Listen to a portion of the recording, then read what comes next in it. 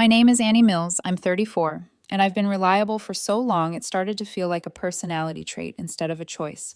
If there's a spreadsheet to build, a code to reset, or a deposit to place, I'm the one with the color-coded tabs and the backup plan in my back pocket. I track life in boxes because when you grow up in a house where fires are handled by whoever's closest, you either learn to hold water or you watch it all burn. I have a 7-year-old son named Max who believes dinosaur names are a kind of handshake. He asks servers about their favorite fossils and says, please, with both hands clasped like a tiny diplomat. His father and I separated when Max was 3. We share the calendar, the bills, and the polite fiction that eye-rolling is not a form of communication during handoffs. These days, I'm not completely alone. I have Daniel, my boyfriend, an engineer with patient eyes and a habit of listening long enough for the air to clear before he speaks. His ex-girlfriend, Sophie, circles our story like a weather pattern that insists it's coming back around, pretty on the outside, unpredictable underneath. She has a way of showing up in group chats that don't belong to her. That part comes later. In the constellation of my family, the bright star is my younger sister, Jenna. Instagram gold, soft filters, softer excuses, a daughter named Ava, all bows and glitter. My mother calls Jenna my sensitive one, which is code for everyone else must bend before she does. Growing up, Jenna's piano lessons were tradition. My soccer trip was maybe next month. If Jenna cried, we rallied. If I cried, Mom said, don't make this about you. I didn't start out angry. I started out helpful. That's the trick with helpfulness. It's a hallway that narrows so slowly you don't notice the doors you pass until you can't turn around. 3 weeks ago, on a breezy Thursday, Mom called before I left work. How's my grandson? She asked, like the question was small talk she could spread on toast. I told her Max was good, excited for his birthday. She hummed in that way that means a pitch is coming. You know, Jenna's been overwhelmed. Ava's party at the park fell through. City permit mess. You know how the city is. I said I did. I also said I'd found a small indoor venue for Max. Sunlight, clean floors, a cheerful manager named Marissa who dotted her emails with smiley faces, $3,900 for the room, the bounce house, pizza, and a safety host. A lot, yes. But I'd been saving since January, packing lunches, skipping takeout, building a column labeled Max's 7. Mom made a face I could hear. That much? Then, sweet as sugar, well, we know you'll make the right choice for the family. That's my mother's favorite compliment, a ribbon tied around an invoice. 2 days later, a group text bloomed. Mom, Jenna, Anna, assorted ants, pink hearts, balloon emojis, a link to a Pinterest board titled Ava's Lucky 7, pastel clouds, a cake that looked like a weather report. I typed, deleted, typed again. Finally, looks cute. See you Sunday for Max's party. Jenna replied instantly. We wouldn't miss it. She never misses a spotlight. The morning of the party, Max chose a T-Rex on a skateboard shirt and practiced his grin in the mirror. Do you think the bounce house will be safe for old people? He asked, meaning my dad. I laughed and loaded the car with favor bags tied in orange.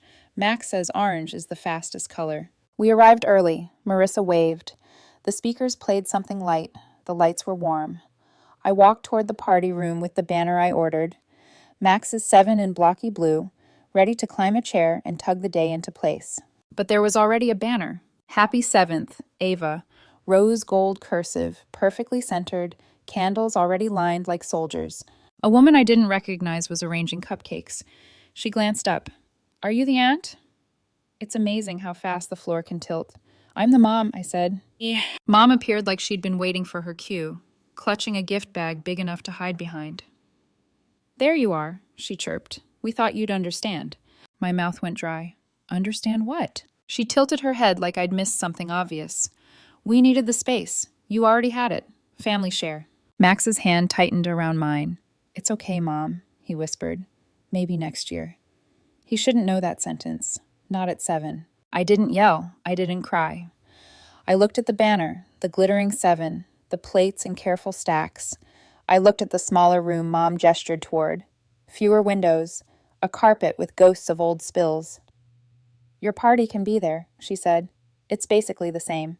It's not just a room, I said, and my voice didn't shake. It's Max's day. Jenna swept in wearing seafoam green like she'd checked the lighting first. Oh my gosh, you're here, she sang, air kissing the space near my cheek. Isn't it perfect? We did a joint thing. A joint thing? I repeated. Who agreed to that? Mom said you wouldn't mind, Jenna beamed. And Ava cried when the park canceled. We had to pivot. She's sensitive. Sensitive. That word has opened more wallets in our family than any crowbar. I could have argued. I could have brought out the ledger I keep in my head. The tires and phones and repairs. The just until the tax refund comes. The way my help once felt like love and then started to feel like gravity. Instead, I looked down at Max. He was staring at the rose gold letters, like they might rearrange themselves if he was patient enough. It's okay, he whispered again, as if saying it twice could make it true. Buddy, I said, crouching so my eyes met his, you shouldn't have to say that. Marissa, the manager, approached carefully, like we were a glass table that might crack. Everything all right? Not really, I said, and the relief of telling the truth was a small, bright flame. My family switched rooms, without asking. She winced. Your name is on the front room contract. I know. The words felt solid, like a click. I stepped back into the main room. Mom, I said evenly, we're not sharing. Take the decorations down. She blinked. Excuse me? You heard me. Don't threaten me in public, she hissed. It's not a threat, I said. It's a boundary. Jenna laughed, light and sharp. Seriously? It's just a banner. Ava won't mind. I mind, I said.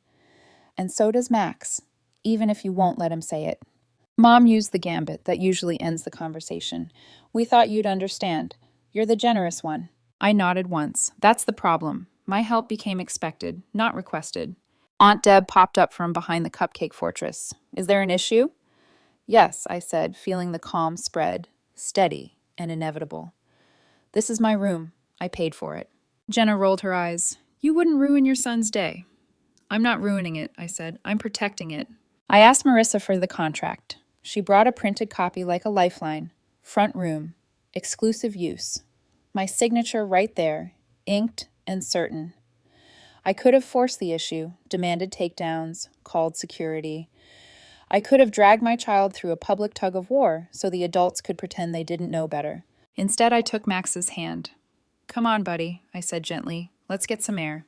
In the lobby, an aquarium bubbled. An orange fish made slow circles, as if time were something you could swim through. Max pressed his nose to the glass. Is the fish happy? I think so, I said. It's doing what fish do. He nodded. We can use the smaller room. I don't mind. You shouldn't have to, I said. And I meant in rooms, in years, in anything. I called Daniel. He answered on the first ring. How bad? Rose gold banner bad, I said. They called it a joint thing. He was quiet for a beat. You don't have to negotiate with people who mistake your kindness for free labor. I know, I said, and surprised myself by meaning it. I went back inside. Mom, I said, we're leaving. Marissa, please cancel the booking. Food, extras, all of it. Mom's mouth fell open. Annie, don't be childish. I'm finally being an adult, I said, for my child. We walked out, our footsteps tapping a rhythm down the hall, a metronome counting the beat of an old habit ending.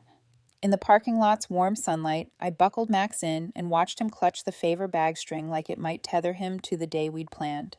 Okay, I said to no one and to everyone, to my mother's shrug and my sister's smile, and the version of me that kept making myself small to fit inside other people's assumptions. Okay, and I drove away. When I was little, Mom used to say, Annie always understands. She said it like a metal pinned to my chest, something shiny that proved I was good. Only later did I realize metals can weigh more than they shine. That evening, after the party that wasn't, Max and I sat at the park with cupcakes Daniel brought. The sun was folding itself into the horizon, the frosting on Max's face turning the same color as the sky. He laughed when Daniel handed him a juice box and said, To the bravest 7-year-old I know. It wasn't the birthday I'd planned, but it was honest, real, no banners, no rose gold lies, just laughter that didn't cost $3,900. I snapped a photo of Max mid-laugh, frosting on his cheek. I wanted to remember this version of the day, the one that didn't require approval. By the time we got home, my phone had exploded. 42 missed calls, 83 unread messages. Mom, Jenna, Aunt Deb, even Sophie, Daniel's ex, somehow in the group chat, as if the family chaos had a guest list. Mom, you embarrassed Jenna in front of everyone. Ava was heartbroken. Jenna, all you had to do was share. You always make everything about yourself. Sophie, wow. Family events really reveal character. Poor Ava. Poor Max. Ava's 7. She doesn't need pity from a woman who still texts my boyfriend accidentally. Daniel saw me scrolling and took the phone from my hand. Don't, he said gently. I just need to read it, I murmured. No, he said. You need to rest. They'll twist the story until you're the villain. Don't give them the lines. He was right, but it's hard to ignore the noise when you grew up trained to fix it. At 8:47 p.m., Mom sent the final blow. Family meeting. Tomorrow, 6 p.m. Don't make this worse. The old me would have shown up early with cookies, peace offerings I couldn't afford. This time, I set my alarm for something better, a morning call to my bank. The next day, I sat on the couch with coffee gone cold and opened my laptop. I emailed Marissa, the venue manager. Hi, Marissa. Please cancel the booking and all services for Sunday. Confirm the refund. Thank you for handling this with grace yesterday. She replied within an hour. Of course, Annie. Full refund approved. Your family was difficult.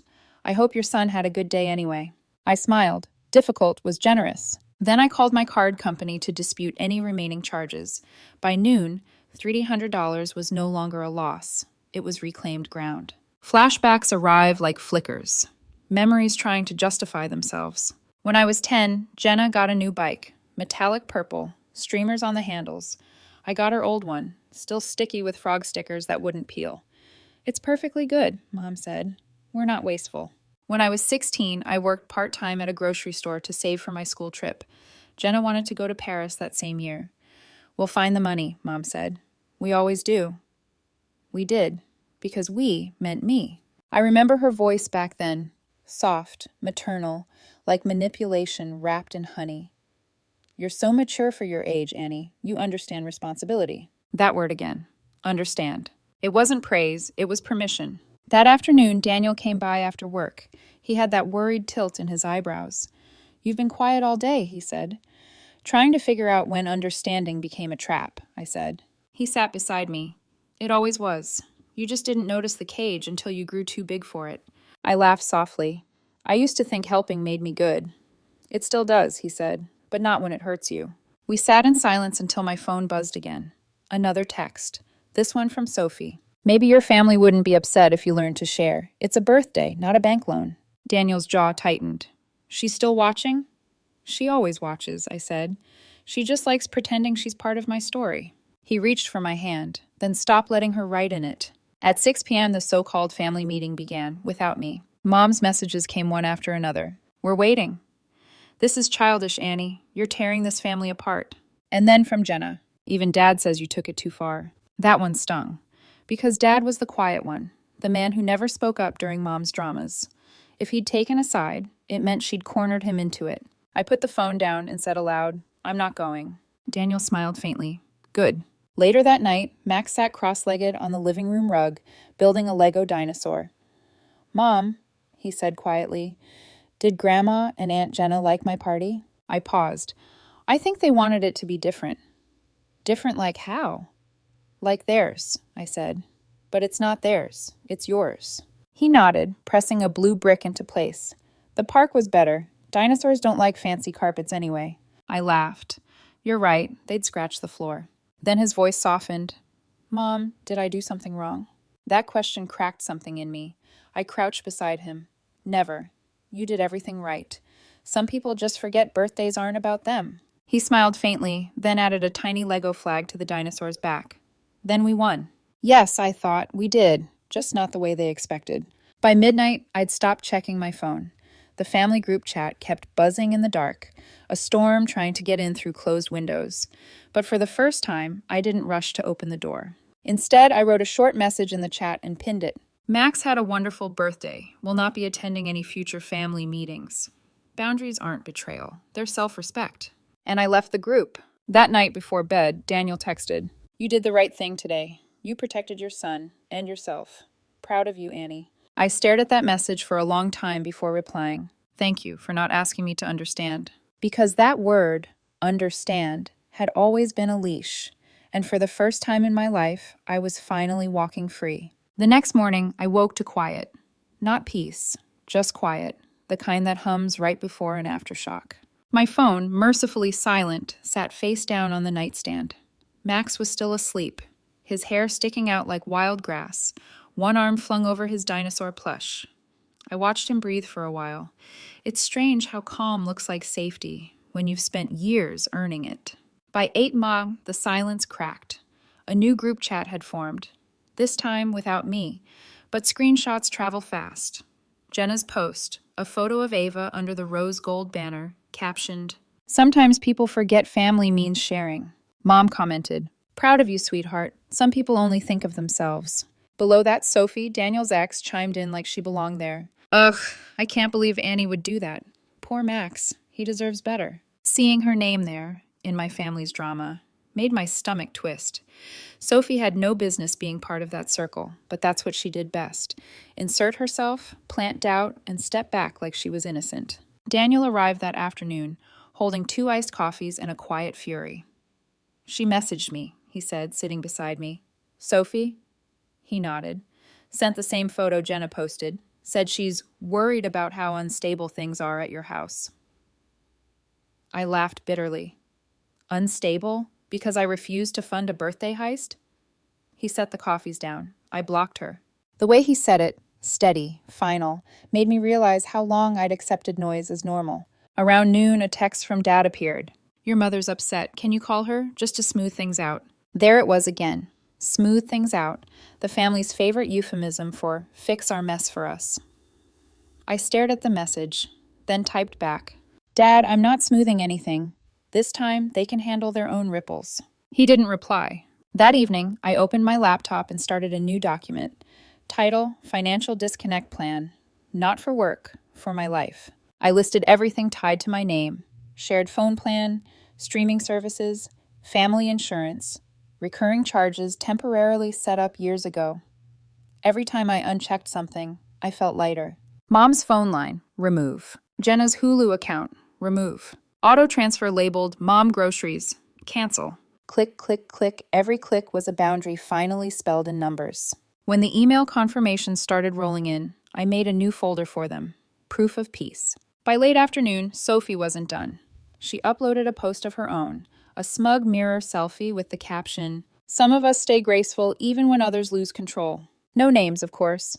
She knew how to write poison in invisible ink. Within minutes, Jenna liked it. Mom, too. Daniel saw it and said, "She's trying to bait you." "She's succeeding," I said through gritted teeth. He leaned forward. "Then do what they don't expect. Stay quiet. Keep receipts." That line stuck with me. Keep receipts. So I did. I printed the venue contract, time-stamped texts, even screenshots of Marissa's confirmation that my booking was exclusive. I saved everything in a folder on my desktop, /boundaries/receipts. It wasn't revenge, it was insurance. 2 days later, a knock came at the door. Sharp, practiced, like guilt wearing perfume. I didn't need to look through the peephole. I already knew. Mom and Jenna. Mom held a casserole dish, the family's version of a peace treaty. Jenna wore oversized sunglasses indoors, the kind people use when they've been crying, or want others to think they have. "Can we come in?" Mom asked. I hesitated. "Depends. Are you here to talk or to perform?" Mom sighed, that long-suffering exhale she'd perfected over decades. "Annie, please, let's not do this in the hallway." Daniel stood behind me, silent, solid.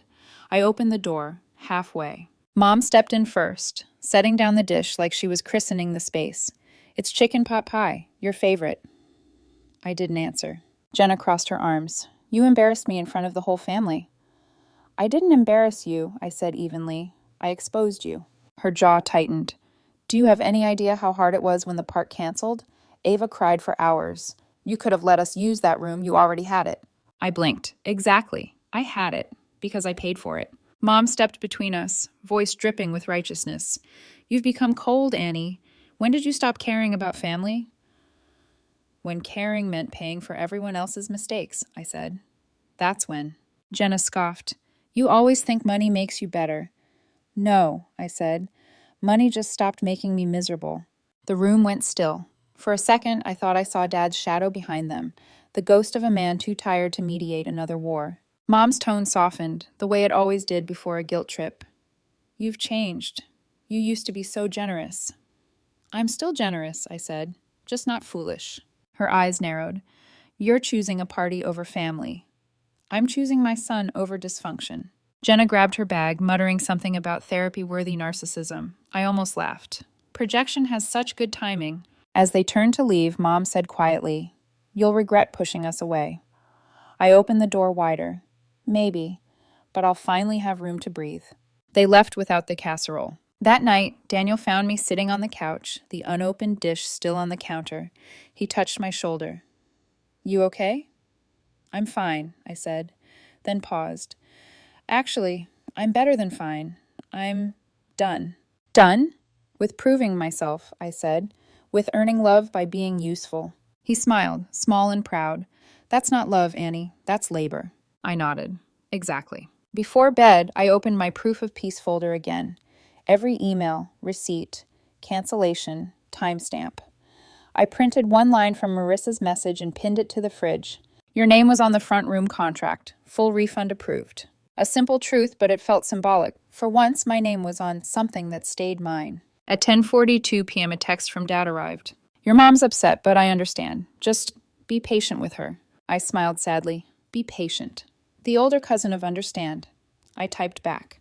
I've been patient for 34 years. I'm retiring. Then I set the phone face down, turned off the lamp, and for the first time in months, slept without waiting for the next crisis.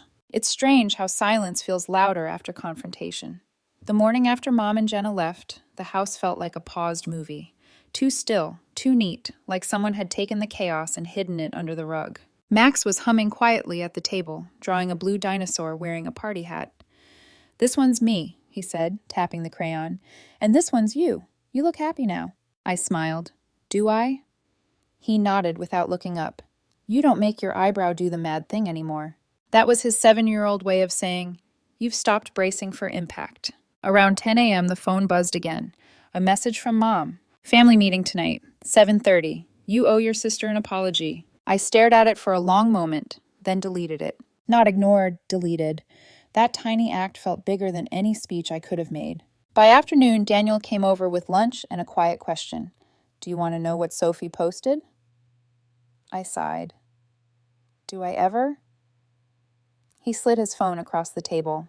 There it was, a photo of the same rose gold banner from that day, captioned, Real family shares the spotlight. In the comments, Jenna had written, Exactly this. Mom had liked it. I stared at the post until the words blurred, then said, It's fascinating. They steal something from me, post it online, and still make me the villain. Daniel leaned back. Because they're used to you staying quiet. You don't play their game, you change the rules. He was right, and something in me wanted to end the game entirely. That evening, while Max played in his room, I took out the thick folder of receipts I'd started. Printed screenshots, contracts, timestamps, every proof of the things they'd twisted. I stacked them on the kitchen table, each one a page of a story I was finally reclaiming. I wasn't planning revenge. I wasn't even planning an argument. I just wanted clarity, the kind you could point to in ink, not emotion. At 6:45, a car pulled up outside, headlights through the blinds. Then, a knock. I opened the door halfway. Mom again. But this time, she wasn't alone. Dad stood beside her. He looked tired. Not angry, just worn down, like a man who'd watched too many reruns of the same family drama and knew the ending never changed. Can we talk? He asked softly. I stepped aside. Sure, but just talking, okay? No scenes. They came in. Mom didn't look around. She scanned for judgment instead, like she expected to find herself under a microscope. Dad cleared his throat. Your mother wants to make things right. I folded my arms. Does make things right mean she apologizes or I pay for it again? Pay for... Mom's lips tightened. You don't have to be cruel. Then stop making cruelty sound like tradition, I said. She flinched. Not from volume, but precision. Annie, Dad started carefully, your mom didn't mean to hurt you. She never means to, I said. She just does. And then says we're family, so it shouldn't matter. He exhaled. She told me about the party. It was wrong. She knows that now. Mom snapped. I said it wasn't ideal. Not ideal is forgetting a cake, I said. What you did was hijack my son's birthday. She turned defensive immediately. You always dramatize things. It was one shared event. It wasn't shared. It was stolen. The air went still. For the first time in my life, Mom didn't have a quick retort. Dad glanced between us. Maybe we can look at this calmly. She just wants to explain. I walked to the table, picked up the folder, and laid it in front of them. Here, I said. That's the contract from the venue. My name, my payment, the refund confirmation, the texts, the timeline. I'm not yelling. I'm just showing you reality. Mom looked down at the papers, blinking fast. You printed all this? Yes, I said, because when I speak, you say I'm emotional. So now I have evidence instead of tears. She stared at the word exclusive use, highlighted in yellow. You really think this proves something? It proves you crossed a line, I said, and that I'm done pretending it was a misunderstanding. Dad rubbed the bridge of his nose. I told her not to do it, he said quietly. I told both of you, but she and Jenna said you'd understand. That word again, understand. The same one that kept me chained for 34 years. Mom looked stunned. You told her? He nodded. I did, and I'm tired of cleaning up after it. The silence that followed wasn't loud. It was heavy, like gravity had finally taken a side. Mom's eyes filled, the tears she always summoned like a reflex. I just wanted everyone together. Then you should have asked, I said. Not taken. She whispered, You've changed. I had to, I said, because I was the only one who ever did. Daniel came in then, holding Max's homework folder. He froze at the sight of my parents. Mom's tone shifted instantly, sweet and brittle. Oh, Daniel, we were just talking about family. You know how it is. He smiled politely. Actually, I don't.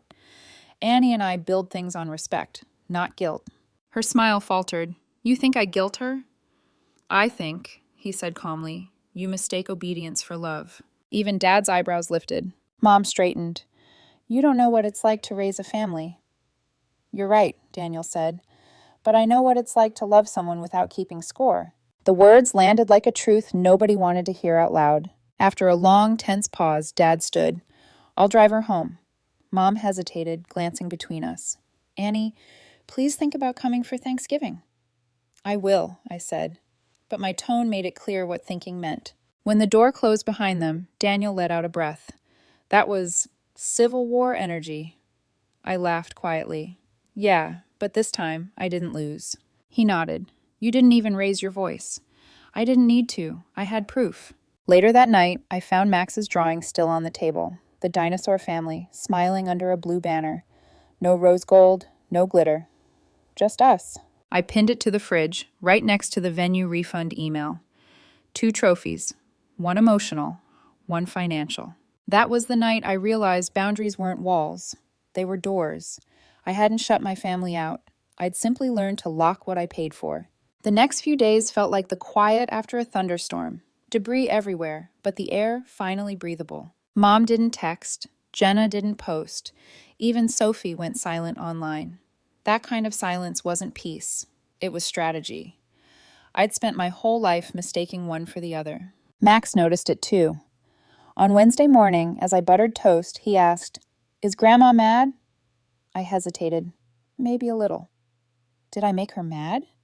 No, I said quickly. You didn't do anything wrong. He chewed slowly, thinking. Then why does it feel like I did? I put the knife down. That question, that feeling, was exactly what had raised me. The invisible weight of someone else's emotions hanging around your neck, disguised as love. I crouched beside him. Grandma's feelings are hers to fix, not yours to carry. He nodded like he understood. Maybe he did more than I ever did at 7. That afternoon, a message pinged from Dad. Your mom isn't talking much. I think she's embarrassed. I wanted to tell you I'm proud of how you handled it. I stared at the screen, unsure what to feel. Pride from him wasn't common. It was cautious, like sunlight through blinds. Thanks, Dad, I replied. I'm just trying to do better for Max. He sent back, That's all any of us can do. You did right. It wasn't an apology for the years of silence, but it was the closest thing I'd ever gotten. 2 days later, Sophie made one last move, her version of a parting shot. She posted a story tagged with a half quote. Some people mistake boundaries for bitterness. It was subtle, but deliberate, the kind of provocation meant to reel you back into the chaos. I didn't bite. Instead, I blocked her from every platform and deleted her number. Daniel noticed. "That's new," he said. I smiled. "Yeah, I used to think silence was weak. Now I see it's just selective power." He laughed softly. "Remind me never to underestimate you again." The following weekend, Dad stopped by unannounced, holding a small grocery bag. Inside, a box of pancake mix, a jar of sprinkles, and a folded card. "Your mother baked," he said awkwardly. "She wanted to send something, but I told her not yet." "Not yet?" I repeated. He shrugged. "She's thinking. That's progress." I smiled. "It is." He hesitated at the door. "You were right, about everything. We did lean on you too much.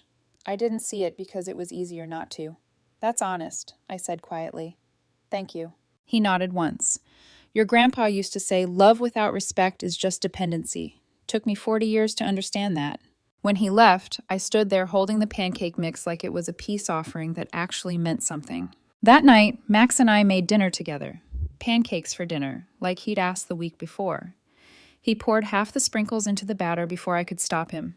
Blue frosting everywhere. Sticky, messy, perfect. "Mom," he said between mouthfuls, "do I still get to be 7 every day this year?" "Every single day," I said. "Until you turn 8, then you start over." He grinned. "Can I have blue pancakes for breakfast too?" "They'll turn your tongue blue again." He stuck his tongue out proudly. "That's the point." We laughed so hard that I almost didn't notice my phone buzz. A new text from Mom, just one line. "If you don't come for Thanksgiving, don't expect us at Christmas." I read it twice, then set the phone face down on the table. Daniel saw the look on my face and asked, "Another ultimatum?" I nodded. "Same script, different holiday." "What are you going to do?" I smiled. "Eat pancakes, watch Max make a mess, live." Because peace isn't about getting apologies. It's about no longer needing them. Later, when Max was asleep, I sat at the kitchen counter with a notepad and wrote a new list. Things we can afford because we don't pay other people's bills. College fund contributions. Weekend trips to the lake. Therapy. Pancake mix with extra sprinkles. At the bottom, I added one more line.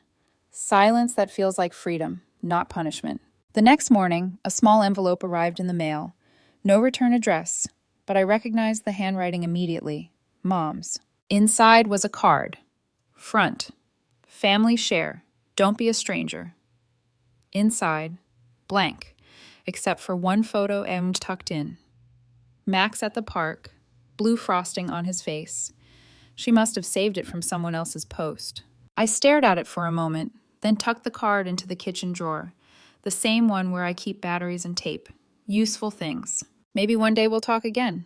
Maybe not. Either way, I'll decide when. Sometimes breaking a cycle doesn't look dramatic. It looks like pancakes on a Friday night, a clean inbox, a quiet phone, a child who no longer whispers, maybe next year.